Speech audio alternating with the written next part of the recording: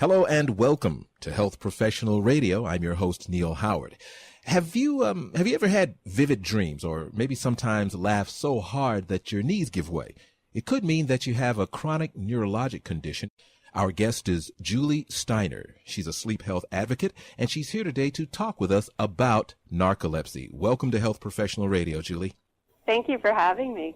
Now, narcolepsy, what exactly is it and how common is it? Sure.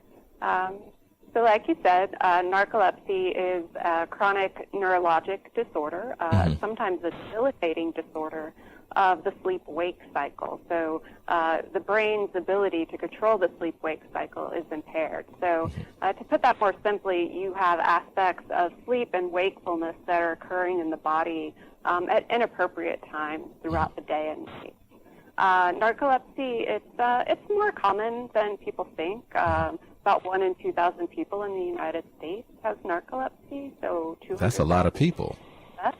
It is, and an estimated 3 million people worldwide. But what's interesting is that there are a lot of stereotypes out there about narcolepsy that make it difficult for people to recognize and diagnose. And so it's actually estimated that half, or maybe even more than half of people who currently have narcolepsy don't have any idea that they have it. So what are the symptoms that let you know that you have narcolepsy rather than just being tired or being too tired to go to sleep? I've heard of people saying, I'm too tired to go to sleep or too excited. What are the symptoms that we should look for?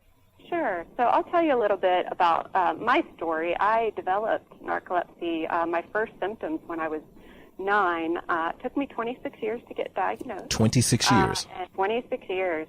And it's not uncommon for it to take, up to 10 years for a diagnosis of narcolepsy. But the first symptom that I experienced, which is the first symptom that many people experience, was I was 9 years old, and I just stopped waking up in the morning, and I was experiencing what's called excessive daytime sleepiness. So just this overwhelming, all-consuming sleepiness that I felt all throughout the day. I had trouble concentrating. I had trouble paying attention. I often could only go for a couple of hours without feeling like I needed a nap. So just very, very sleepy during the day. And then I went on to develop other symptoms over time. Another symptom of narcolepsy for some people is cataplexy. And what this is the weakening of the muscles, and this sometimes occurs with strong emotion like laughter or anger or surprise. So for me, I have mild cataplexy. So if you saw me having a cataplexy attack, you might just think I was really a clumsy person. Like I might drop things, lose my grip on things. My knees might quickly give way. You might not even be able to see it happen. Yeah. But for some people, this symptom is much more severe. They can have a full or partial body collapse, and their muscles are paralyzed, but they're fully conscious. They're aware of what's going on around them. So it's a bit like they're trapped inside their body. And terrifying. Quickly, very, very terrifying, especially, with the more severe cataplexy. A couple of other terrifying symptoms of narcolepsy, something called hypnagogic hallucinations. So these are vivid, lifelike dreams. They can occur as you're falling asleep or as you're waking up. Often you feel like you're being chased, you're being attacked, you can't get away. They're very, very real and vivid, and these often occur with another symptom of narcolepsy, which is called sleep paralysis. And this is where you're awake. You might be able to hear or see what's going on around you, but you can't move, you can't speak. You might have a sense of not being able to breathe. And so as you can imagine, when this occurs with these hallucinations, it's just a very, very scary experience. And finally, and I think, a really important symptom to mention, because a lot of people don't associate it with narcolepsy, is disrupted nighttime sleep. So people often think that people with narcolepsy can sleep all the time, anywhere, but we actually have frequent nighttime awakening. So we might fall asleep, but then we're up and down throughout the night. Okay. So I would describe it as feeling a person with narcolepsy might, or for me at least, feel sort of trapped in the space between being asleep and being awake, and you feel that way kind of throughout the day. Now, a couple of questions. You said that you were diagnosed after 26 years, after having suffered, basically all of your childhood and your young adult life. When you were finally diagnosed properly, how many misdiagnoses did you have to endure?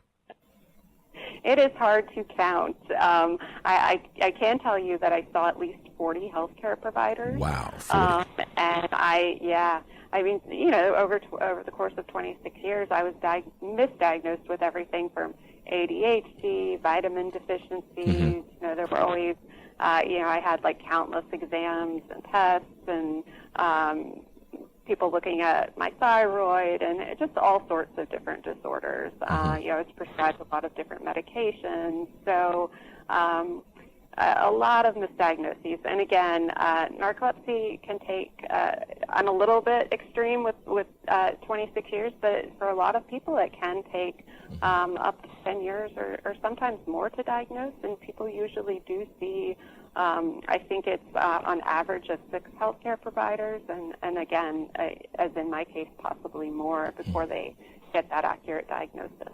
How were you ultimately treated for narcolepsy, and is there a viable treatment, or is this something that you have to manage for the rest of your life? Well, narcolepsy is a lifelong disorder. There is no cure. There are treatments and good lifestyle management available. I think that's all highly individualized. So, that's something that I worked with my neurologist to come up with a good plan that works for me. And I think anyone that has narcolepsy, they have to do the same and work with their healthcare provider to come up with the right plan. But I think the key thing is really getting to that diagnosis because you can't even begin to think about treatment until you have an accurate diagnosis. Now, you've lived with narcolepsy your entire life. Talk a bit about some of the interpersonal relationships. Since being properly diagnosed, you've learned that some of the things that you thought maybe were happening in a relationship weren't happening in a relationship with your parents, your spouse, or anyone else who may have wondered, what the heck's going on with Julie? Yeah, that is an excellent question. So narcolepsy can make relationships difficult when you're feeling just this constant sleepiness.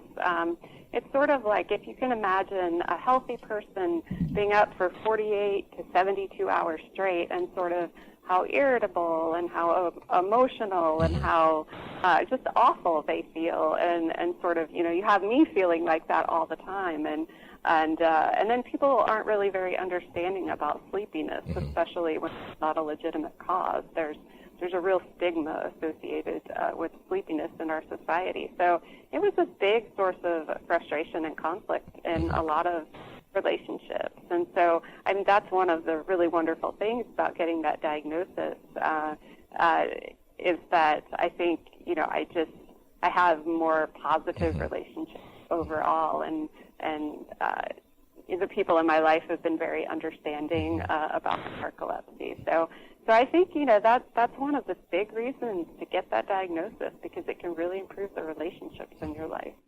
There one condition that I'm familiar with is hypothyroidism, causing you, to be sleepy at inappropriate times. Were you ever misdiagnosed with a thyroid problem? And if so, were you on the drugs and then had to come off of the drugs after your correct diagnosis? And of all the drugs that you had to take during those improper or incorrect diagnoses, was it difficult to back off of some of them? Yeah, no, I was certainly checked for thyroid issues, but I was never diagnosed or treated for thyroid issues. And again, I was, suggested to many different treatments over the years, but as none of those really worked to help me, I usually didn't stick with them long. So. Well, where can our listeners go and learn more about narcolepsy? There's a website. It's called morethantired.com. It is sponsored by Jazz Pharmaceuticals. It has a symptom screener, so you can go through all the symptoms of narcolepsy and see how those apply to you. Mm-hmm. And there's also a directory of sleep specialists. So people who think that they might have narcolepsy can find a sleep specialist in their area. Great talking with you today, Julie. You as well. Thank you for the opportunity to raise awareness about narcolepsy. Absolutely.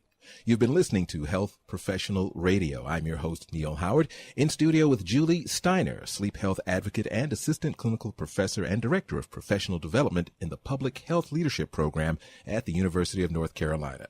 She's been with us today talking about narcolepsy. Transcripts and audio of this program are available at healthprofessionalradio.com.au and also at hpr.fm. And you can subscribe to this podcast on iTunes and listen in on SoundCloud.